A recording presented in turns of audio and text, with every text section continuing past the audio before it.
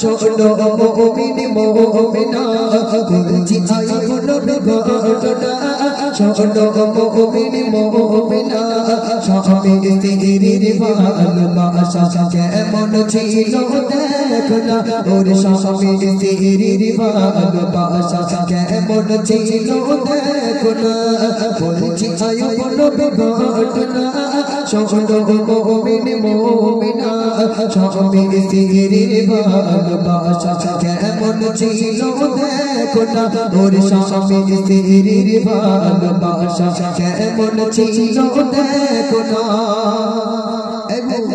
তোরা একটু ভালো করে শোন স্বামী স্ত্রীর ভালোবাসা কিরকম। হ্যাঁ আমাদের ভালোবাসা স্বামীর মাথা 3 টাইম চিবিয়ে খায়। সকালবেলা একবার চিবিয়ে খাই ঘুমের থেকে উঠে নাস্তা হিসেবে, দুপুরবেলা গরম ভাতের সাথে, রাত্রে পেটে গ্যাস হচ্ছে বলে একবার চিবিয়ে তাই শুই।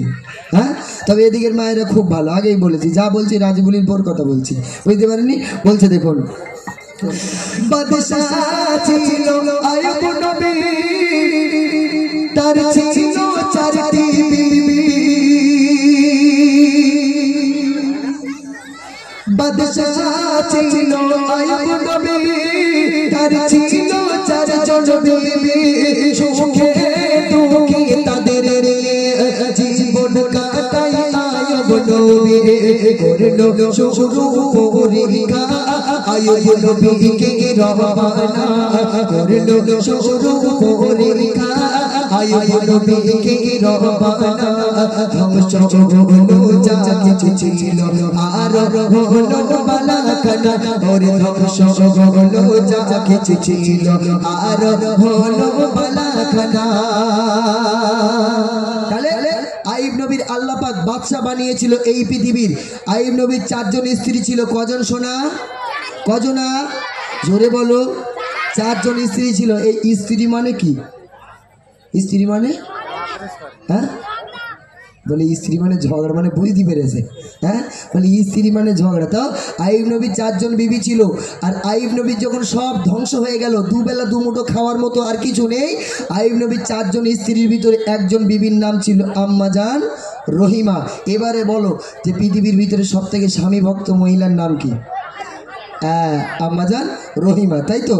তো আম্মা জান রহিমা আর 3 জন বিবি একদিকে হয়ে গেল, আম্মা জান রহিমা একদিকে। মন দিয়ে শুনুন।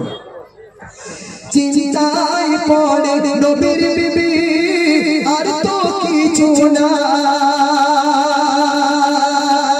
চিন্তায় পড়ে নবীর বিবি আর তো কিছু না। না খেতে পেয়ে মরব এবার কি হবে উপায়। দুষ্ট রোগে ভরে গেল আইয়ুব নবীর সারা দেহ। দুষ্ট রোগে ভরে গেল আইয়ুব নবীর সারা দেহ। চলে গেল 3টি বিবি, চলে গেল 3টি বিবি, রইল বিবি রহিমা। তাহলে চলে গেল কটা বিবি? কটা? 3টে বিবি চলে গেল। রয়েছে কি? আম্মাজান রহিমা একা স্বামীকে সেবা করার জন্য। আম্মাজান রহিমা রয়েছে। 3 জন বিবি যুক্তি করছে, বলে এই বউ, বলে কি হয়েছে বউ? বলে আইয়ুব নবী তো সব শেষ হয়ে গেছে, তো তুই খাবি কি? ও বলে তুই খাবি কি? বলে চলে এক কাজ কর, আমরা বাপের বাড়ি চলে যাই। এখন আমি বিয়ে করার সময় আমি আমার শ্বশুর বাড়ি গিয়ে বলছি যে আমার বিরাট ব্যবসা আছে, আমি বিরাট বড় মাওলানা, এই আছে সেই আছে। আর বিয়ে আমার বউটা যখন বাড়ি এসে থাকে আমি পেডেল ভ্যান চালাই, বুঝতে পারেননি।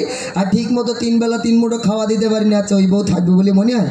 হ্যাঁ বলে 20 টাকা দাও, আমি একটু বাপের বাড়িতে ঘুরে আসি। বলে ওই যে টোটোয় উঠবো, ওই টোটোওয়ালার সাথে কোথায় চলে যাবে আর পাওয়া যাবে না, বুঝতে পারেননি। হ্যাঁ তবে এদিকের মায়েরা খুব ভালো, স্বামীর পা জড়িয়ে ধরে বসে থাকে। বলছে দেখুন শরীর গতি দুর্গন্ধ চলায় সারা গেরাম, শরীর গতি দুর্গন্ধ চলায় সারা গেরাম। গ্রামবাসীরা সবাই মিলে আইয়ুব নবীকে তাড়ায়। স্বামীকে ছেড়ে বিবি রহিমা কোথাও তিনি গেল না। স্বামীকে ছেড়ে বিবি রহিমা কোথাও তিনি গেল না।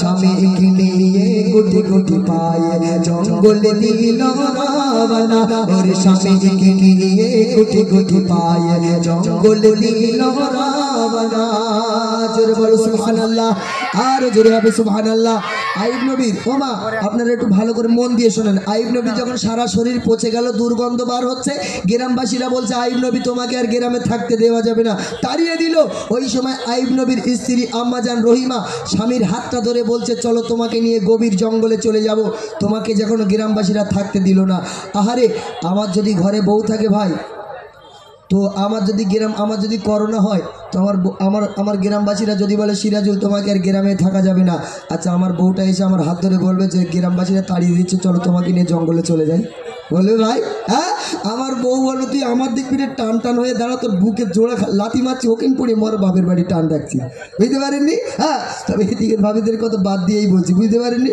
হ্যাঁ আমার এখন হসপিটালে ভর্তি করেছে দুটো কিডনি খারাপ হয়ে গেছে আমার বউ শুনে বাপের বাড়ি ফোন করবো বাবা বলে কী হয়েছে মা কাঁদিস কেন বলে ও মাল আর বেশি দিন লাস্টিং করবে না তুমি অন্য জায়গায় কন্ট্যাক্ট করবে বুঝতে পারেননি হ্যাঁ তবে এই দিকের ভাবিরা খুব ভালো সারা রাত স্বামীর মাথা টিপে দেয় বুঝতে পারেননি বলছে দেখুন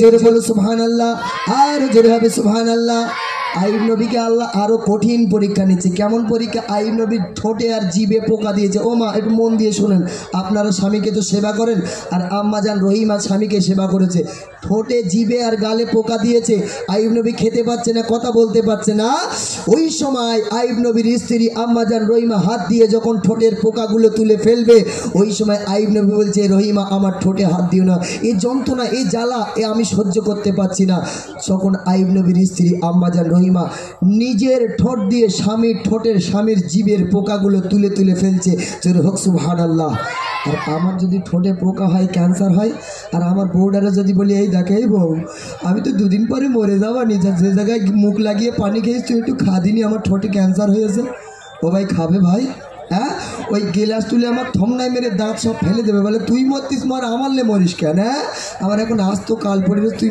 আমি দোয়া করতিস তুই কখন মরবি আমি আর একটা বিয়ে করবো বুঝতে পারিনি হ্যাঁ তবে এদিকের ভাবিরা যতক্ষণ স্বামী না মরে ঘরের বাইরে যায় না খুব ভালো বলছে দেখুন পোকায় ধরে গেল দেখো ঠোঁটে ও গালে ঠোঁটের পোকা ঠোঁট দিয়ে বিবি রহিমা ফেলে আইয়ুব নবী বলে বিবি সবাই গেল ছেড়ে